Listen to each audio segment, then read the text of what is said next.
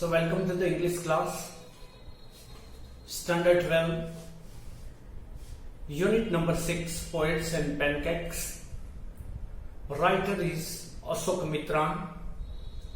Episode number 2.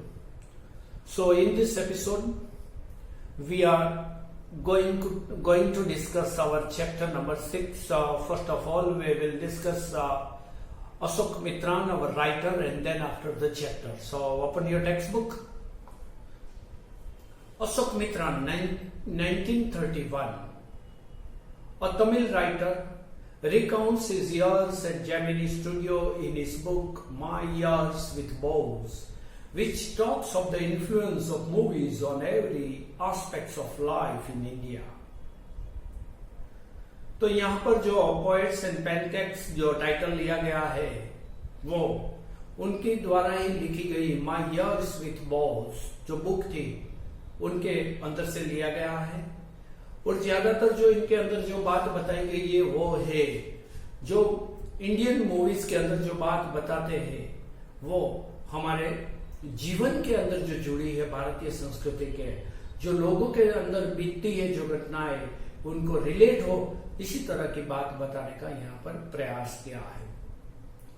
The Gemini studio located in Chennai was set up in 1940 1940 में माने before independence इस studio की स्थापना चेन्नई के अंदर की गई थी। It was one of the most influences film producing organizations of India in the early days of Indian filmmaking. तो जेमिनी स्टूडियो जो कि हिंदुस्तान के अंदर सबसे ज्यादा सक्सेसफुल अर्ली डेज के जो स्टूडियोज थे फिल्म मेकिंग कंपनी थी इनमें इनका भी नाम गिना जाता है। Its founder was S.S. Vasan. The duty of Ashok Mitran in Gemini Studio was to cut out newspaper clippings on a wide variety of subjects and store them in files. तो अशोक मित्रान की जो ड्यूटी रहती थी वो थी various topic के ऊपर जो जो घटनाएं बनती रहती है न्यूज़पेपर के अंदर आती है उनको कट कर लेना और उनको व्यवस्थित रूप से फाइलिंग करना ताकि जो भी सब्जेक्ट के ऊपर टॉपिक के ऊपर जो जो कंटेंट के ऊपर आर्टिकल चाहिए इनका कटिंग चाहिए इनका रेफरेंस चाहिए तो वो यूज कर सके इसके लिए इनकी ड्यूटी वही दी गई थी।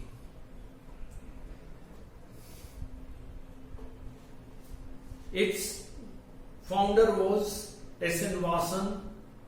तो उनके बात की गई यहाँ पर many of these had to be written out by hand. Although he performed an insignificant functions, he was the most well-informed of all the number of the Gemini family.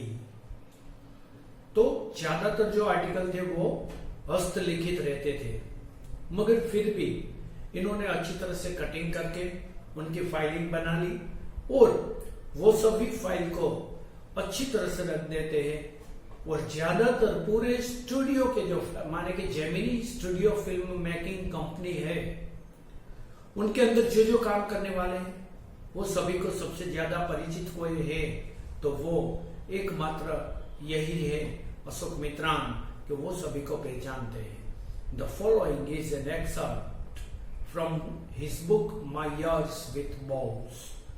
तो शुरुआत के जो उनके इयर्स थे बोझ के साथ माने वो कंपनी के साथ जेमिनी स्टूडियो के साथ उनको यहाँ पर शब्दांकन करने का प्रयास किया है हमारे राइटर ने। सो हमारा पहला पैराग्राफ इनकी हम बात करते हैं यहाँ पर टेक्स्ट बुक के अंदर आपको साथ साथ पढ़ते रहिए। Pancake was the brand name of the make-up material that Gemini Studio brought in truckloads. तो पैनकेक माने क्या है तो वो ब्रांड नेम है जो मेकअप मटेरियल आता है जेमिनी स्टूडियो के अंदर ट्रक के अंदर वो लेकर आते हैं माने वैनिटी जैसे कार आती है उसी तरह यहाँ पर जो ट्रक के अंदर लिया जाता है वो लाकर यहाँ पर रखते हैं सभी एक्ट्रेस और एक्टर को मेकअप करने के लिए। तो उनका ब्रांड नेम है पैनकेक और उनके नाम से ऊपर से ही यहाँ पर ये लिया गया है। Greta Garbo must have used it, Miss Gohar must have used it, Vyjayanthimala must also have used it, but Rati Agnihotri may not have even heard of it. मगर वैजंती माला, मिस गोहर और इसके बाद ग्रेटा गार्बो, ये सभी ने इनका उपयोग किया होगा, मगर रति अग्निहोत्री उनको शायद इनके बारे में कुछ पता नहीं था। आपको पता ही है रति अग्निहोत्री जो एक्ट्रेस का नाम है, जिनका हिंदुस्तान में बहुत फेमस मूवी आया कमल हसन और इनके साथ रति अग्निहोत्री एक दूसरे के लिए, वो जो फिल्म आया था वो इसके बारे में जो इनकी हीरोइन है इनके लिए यहाँ पर जो नाम लिखा गया है, तो इनको इसका कुछ पता नहीं था। फिर भी इसके साथ जिसका भी मेंशन किया है यहाँ पर, इनको जो नीचे 1 और 2 करके जो दिया गया है उनके बारे में बताया गया है डिटेल में, इसकी भी हम बात कर लेते हैं। फर्स्ट है ग्रेटा गार्बो और Swedish actress. In 1954 she received an honorary Oscar for her unforgettable screen performances. The Guinness Book of World Records named her the most beautiful woman who ever lived. तो Greta Garbo माने सबसे सुंदर जो सिने तारिकाएं सभी हुई, इसके अंदर आज तक की सबसे सुंदर सिने तारिका के रूप में इनको याद किया जाता है और उनका नाम Guinness book of world record के अंदर भी लिखा गया है। She was also voted best silent actress of the country। और सबसे साइलेंट एक्ट्रेस के रूप में भी उनको याद किया जाता है। अनदर इस वैजंती माला। वैजंती माला आपको पता ही है कि राज कपूर जो आर के स्टूडियो के अंदर बना हुआ फिल्म सभी आर के बैनर्स के अंदर, इसके राज कपूर ने बहुत से सक्सेसफुल मूवीज दिए जो आज तक हम याद करते हैं। और इसमें से एक मूवी संगम, जिसके अंदर भी वैजंती माला थी, तो यहाँ पर इनके बारे में बात की जाती है। An Indian actress whose performance was widely appreciated in Bimal Roy's Devdas. तो जिनको देवदास के अंदर आज तक बिमल रॉय ने जो बनाया वही देवदास, तो वैजंती माला का जो परफॉर्मेंस है आज तक याद किया जाता है।